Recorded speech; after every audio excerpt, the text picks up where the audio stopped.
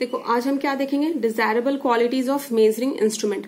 मतलब क्या क्या डिजायरेबल क्वालिटी होनी चाहिए किसी भी मेजरिंग इंस्ट्रूमेंट की। ठीक है, हम कैसे कह सकते हैं कोई भी मेजरिंग इंस्ट्रूमेंट परफेक्ट है। ठीक है, फर्स्ट ऑफ ऑल एक्यूरेट होना चाहिए, जो भी वो डेटा हमें दे वो एक्यूरेसी उसमें होनी चाहिए। ऐसा ना हो कि वो मतलब कि हम सर्किट में करंट मेजर कर रहे हैं 1 एम्पियर है और वो हमें दे रहा है 0.5 एम्पियर, तो क्या वो एक्यूरेट कहलाएगा? बिल्कुल भी नहीं। ये क्या होता है, it is the closeness with which instrument reading approaches the true value of quantity being measured. इसमें क्या होता है कि ये कितना होना चाहिए, अगर कोई इंस्ट्रूमेंट एक्यूरेट है तो वो क्या होनी चाहिए, अगर उसकी ट्रू वैल्यू 1 है तो 1 ही होनी चाहिए। ठीक है, तो हम कह सकते हैं कि हमारा इंस्ट्रूमेंट क्या है, एक्यूरेट है। ठीक है, accuracy can be specified in a term of inaccuracy और द लिमिटेड एरर। हम इसे क्या क्या कह सकते हैं, इनएक्यूरेट हमारा सिस्टम नहीं होना चाहिए और लिमिटेड एरर होनी चाहिए। ठीक है, तो इस टर्म में भी हम क्या कह सकते हैं, इसे डिफाइन कर सकते हैं। The best way to convince the idea of accuracy is to specify it in a term of true value of quantity being measured। अगर हम कैसे इसे मतलब बेस्ट वे में कैसे डिफाइन कर सकते हैं, अगर हम बोलेंगे कि कोई इंस्ट्रूमेंट एक्यूरेट है तो हम क्या कह सकते हैं कि ये हमें क्या देती है, अगर हम कोई भी चीज मेजर करेंगे तो ये हमें क्या देगी, ट्रू वैल्यू देगी उस क्वांटिटी की, राइट। क्योंकि अगर हमारा कोई भी इंस्ट्रूमेंट अगर ट्रू वैल्यू देता है दैट्स मीन कि वो क्या है, एक एक्यूरेट इंस्ट्रूमेंट है। ठीक है, इसमें वही लिखा हुआ है कि the accuracy of measurement means the conformity to the truth. मतलब ये क्या बताता है, जो एग्जैक्ट हमें वैल्यू है वही बताते हैं, जो ट्रुथ है कि हाँ इस सर्किट से अगर 1 एम्पियर करंट फ्लो हो रहा है तो हमारा जो इंस्ट्रूमेंट है जिससे हम करंट मेजर करेंगे वो 1 एम्पियर ही शो करेगा। ठीक है, सेकेंड क्या है, प्रिसीजन। प्रिसीजन क्या हो सकता है, ये क्या होता है कि it's give a fix value of variable. क्या होता है कि देखो, precision is measure of degree to which successive measurement differ from one other. ठीक है, प्रिसीजन क्या होता है कि मान लो कि हमने 2-3 वैल्यूज मेजर किए तो वो दोनों के वैल्यू में कितने डिफरेंस आ रहे हैं। अगर मान लो कि हमने कोई क्वांटिटी मेजर की, मान लो सर्किट है, वोल्टेज हमने मेजर किया। ठीक है, फर्स्ट टाइम उसका वोल्टेज कितना आया, 4.1 आया। ठीक है, सेकेंड टाइम वोल्टेज कितना आया, 4.10, मतलब फर्स्ट टाइम कितना आया, 4.111 आया। ठीक है, 4.111। सेकेंड टाइम कितना आया, 4.112 आया। थर्ड टाइम जब मेजर किया हमने तो 1.3 आया। तो क्या कह सकते हैं, प्रिसीजन मतलब प्रिसाइज्ड है कि मतलब लगभग सेम वैल्यूज हमें मिल रही है। ठीक है, तो वही यहाँ पे दिया, मतलब हम कह सकते हैं अगर हाँ एक बात, अगर मान लो कि कोई भी इंस्ट्रूमेंट अगर प्रिसाइज्ड है तो क्या वो एक्यूरेट होगा। इफ एनी इंस्ट्रूमेंट इज मतलब if any instrument is precised मतलब प्रिसीजन है उस इंस्ट्रूमेंट में, प्रिसीजन इंस्ट्रूमेंट है, तो क्या वो श्योरिटी लेता है कि वो क्या होगा, कि वो एक्यूरेट भी होगा। बताओ, एक्यूरेसी क्या होती है, हमारी ट्रू वैल्यू होती है। ठीक है, और प्रिसाइज्ड वैल्यू क्या होती है, मतलब कि प्रिसाइज्ड मतलब लगभग पास में। ऐसा ना हो कि मतलब एक्यूरेसी भी उसमें मैटर नहीं करता लेकिन हाँ उसकी पास में हो जाए। मान लो कि 2-3 हमने सक्सेसिव मेजरमेंट लिया किसी भी चीज का, तो क्या होना चाहिए, वैल्यू क्या होनी चाहिए, आसपास होनी चाहिए। ऐसा नहीं होना चाहिए कि मान लो कि हमने एक ही सर्किट का, एक ही रेजिस्टेंस का हमने रेजिस्टेंस मेजर किया, तो फर्स्ट टाइम में हमने क्या किया, 10 ओम मेजर किया। सेकेंड टाइम में हमने क्या किया, 20 ओम मेजर कर लिया। थर्ड टाइम में 10.5 मेजर किया। फिफ्थ टाइम में मतलब फोर्थ टाइम में कितना किया, 10.1 मेजर किया। तो ऐसा नहीं होना चाहिए। ठीक है, आसपास वो वैल्यू क्या होनी चाहिए, आसपास होनी चाहिए। मैं एग्जाम्पल के थ्रू बताती हूँ आपको। सपोज ये हमारा कोई टारगेट है, ट्रू वैल्यू है। ठीक है, तो हमने जब 3 वैल्यूज लिए तो क्या हुआ, एक वैल्यू हमें इसके यहाँ पे पास में मिली, एक वैल्यू यहाँ पे मिली, एक वैल्यू यहाँ पे मिली। तो हमारा जो ये एरिया है, अगर इसके अंडर कोई ये जो डॉट्स हैं अगर इसके अंडर आ जाए तो हमारा ट्रू वैल्यू होगा, राइट। क्योंकि ये हमारा यहाँ पे हमें चाहिए, ये जो डॉट्स हैं इसके अंदर चाहिए। ठीक है, तो ये हमारी ट्रू वैल्यू होगी। लेकिन जब हमने मेजर किया तो एक वैल्यू यहाँ पे आई, एक वैल्यू यहाँ पे आई, एक वैल्यू यहाँ पे आई। तो क्या ये प्रिसीजन इंस्ट्रूमेंट है, प्रिसाइज इंस्ट्रूमेंट है ये? कह सकते हो कि ये इंस्ट्रूमेंट प्रिसाइज्ड है? नहीं कह सकते ना, क्योंकि क्या हो रहा है, एक वैल्यू यहां आ रही है, एक वैल्यू यहां आ रही है, एक वैल्यू यहां आ रही है। एक्यूरेट तो होगी नहीं, क्योंकि ट्रू वैल्यू क्या हमारा ये है, टारगेट हमारा क्या है ये है, तो उसके पास में तो आ नहीं रहा है, सर्कल के अंदर तो आ नहीं रहा है, तो एक्यूरेट तो किसी कीमत पे नहीं होगा, लेकिन प्रिसाइज भी नहीं होगा। थर्ड में देखो, जब हमने 3 फिर से मेजरमेंट लिया तो क्या हुआ, तीनों एक जगह पे ही आए, ठीक है, तीनों पास पास में आए, तो क्या हो सकता है, ये प्रिसाइज्ड होगा, लेकिन एक्यूरेट आप इसे कह सकते हो? कैसे कहोगे एक्यूरेट? आप एक्यूरेट नहीं कह सकते ना, क्योंकि ट्रू वैल्यू हमें क्या है, ये है हमारी, तो इस सर्कल के अंदर होता तो हम उसे एक्यूरेट कह सकते थे, अदरवाइज ये एक्यूरेट नहीं कहलाएगा, ठीक है। प्रिसाइज तो है लेकिन एक्यूरेट नहीं है।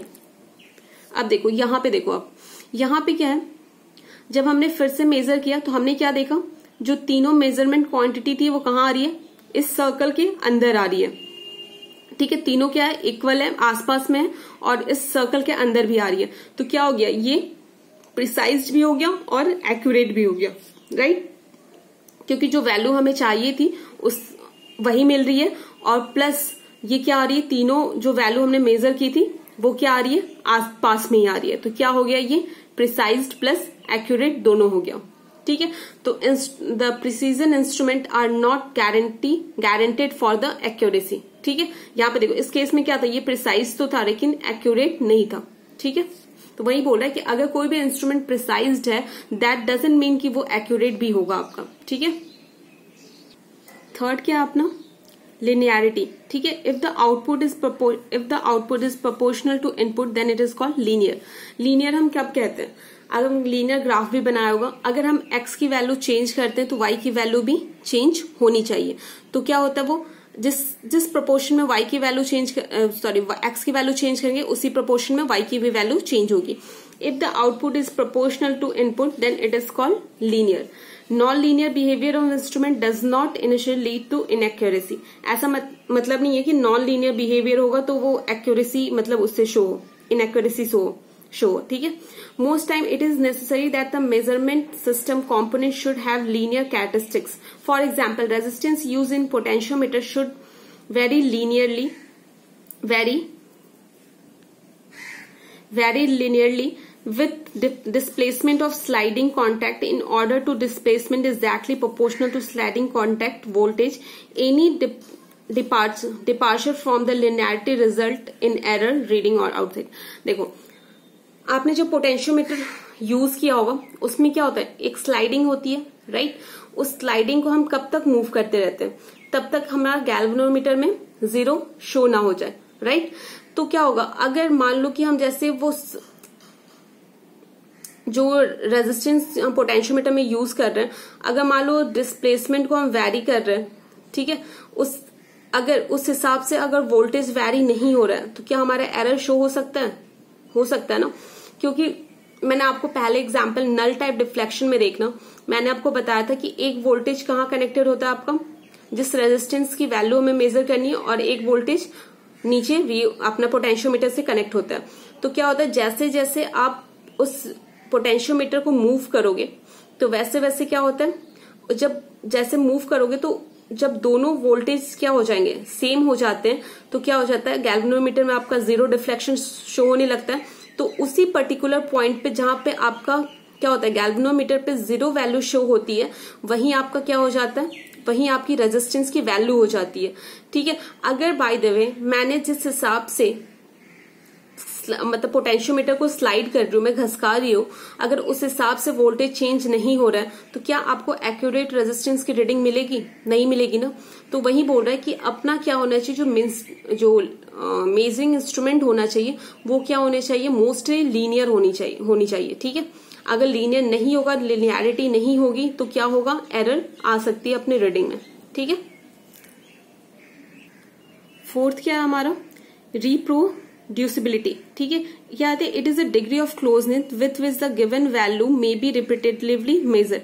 ये क्या होता है, डिग्री ऑफ क्लोजनेस होता है। मान लो कि हमने किसी वैल्यू को मेजर किया, मान लो कि एक ही हमने सर्किट को, एक ही हमारा सर्किट है, सपोज यहाँ पे रेजिस्टेंस लगा है, यहाँ पे हमारा एमीटर, यहाँ पे वोल्टेज, ठीक है, ये कनेक्टेड है, ठीक है।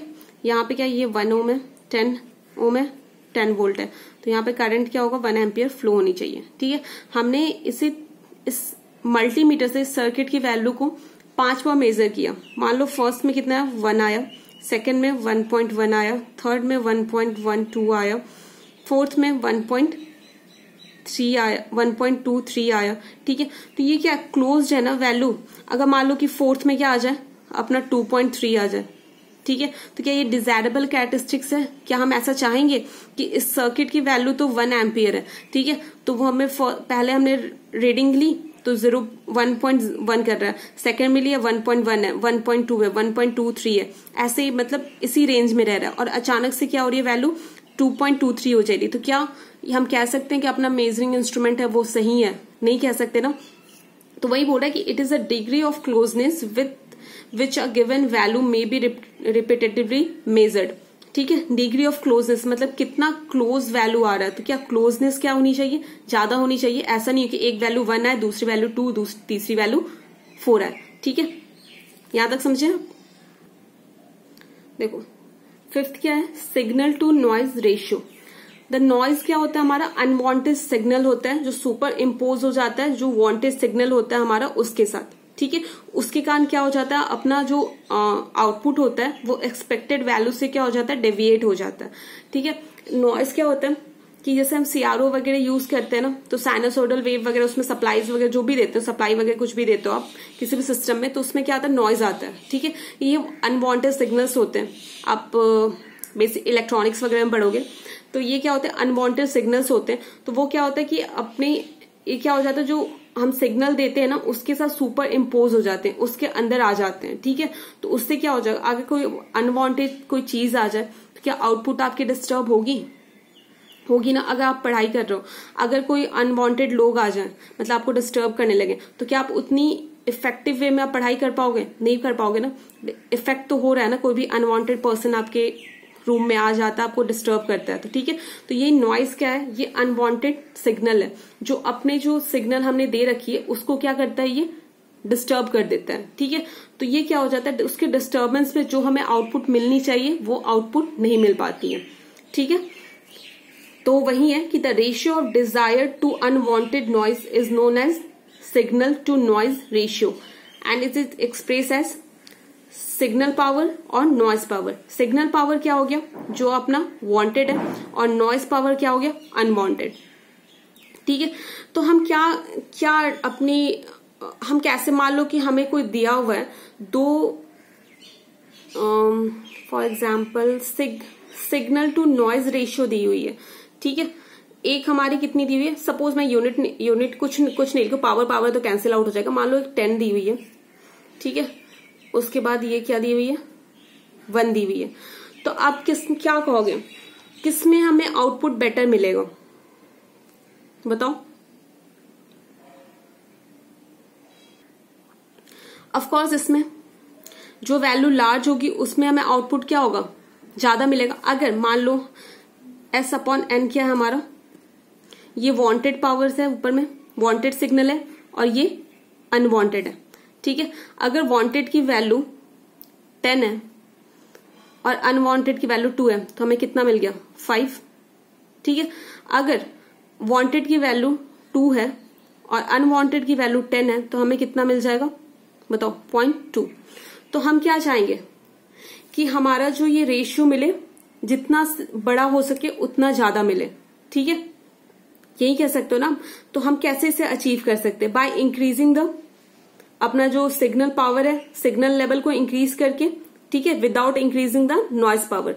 ठीक है, या फिर अपने नॉइज पावर को रिड्यूस करके, जो नॉइज सिग्नल है उसे रिड्यूस करके, कोई सुटेबल टेक्निक वगैरह यूज करके उसे रिड्यूस करके हम क्या अचीव कर सकते हैं noise to signal ratio large achieve कर सकते हैं। ठीक है, अगर मान लो कि अगर मैं 4/2 लिखती हूँ तो अगर ऊपर वाली क्वांटिटी ज्यादा होगी तो रेशियो हमारा मतलब जो डिवाइड करेंगे तो ज्यादा आएगा ना। अगर मान लो कि मैंने क्या लिख दिया 2/4 लिख दिया तो ऑफकोर्स नीचे वाली क्वांटिटी ज्यादा हो गई, तो इन दोनों का रेशियो कितना आ जाएगा, कितना आएगा 0.5। तो हम क्या चाहते हैं अपना सिग्नल जो वांटेड सिग्नल है वो ज्यादा हो नॉइज से। अगर नॉइज ज्यादा हो जाएगा तो फिर तो खत्म ही है ना सिस्टम, फिर हमें आउटपुट तो एक्यूरेट नहीं मिलेगी। तो हम क्या चाहेंगे कि हमारा जो पावर सिग्नल है वो नॉइज सिग्नल से क्या हो, ज्यादा हो। या फिर हम दो चीज कर सकते हैं, आप अपने जो ये पावर सिग्नल पावर है उसे इंक्रीज कर लो, या फिर विदाउट इंक्रीजिंग नॉइज सिग्नल को बिना इंक्रीज किए हुए ये जो अपना वांटेड सिग्नल है आप उसे इंक्रीज कर लो, या फिर ये जो नॉइज सिग्नल है आप उसे और डिक्रीज कर लो। ठीक है, तो इन दो टेक्निक्स को, मतलब इन दो चीज को हम यूज करके हम क्या कर सकते हैं, नॉइज अपने सिस्टम को मतलब अपने सिस्टम में जो नॉइज टू ये रेशियो है वो अपना ज्यादा कर सकते हैं। तो इसमें क्या होता है कि it is a desire to have a large signal to noise ratio. अगर किसी सिस्टम का large signal to noise ratio होगा तो वो क्या होगा, उतना ही मेजरमेंट सिस्टम अच्छा होगा।